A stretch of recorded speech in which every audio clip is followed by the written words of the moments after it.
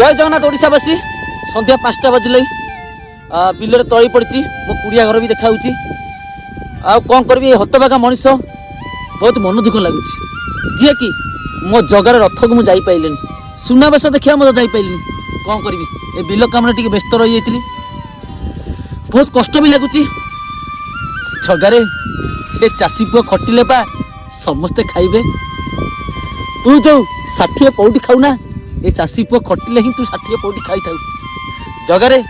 केबे चाषी पुआ उपरे अणदेखा करूनु ये चाषी पुआ न खटिब लोकों दाना टिके भी खाई पारिबेनी अरे ये चाषी पुआ खटी खटी ता झाड़ पुआ धनर को मत से गर्व ही करनी कहीं ना लोकों खाद्य पकड़ा तू भी से कोटी कोटी भक्तों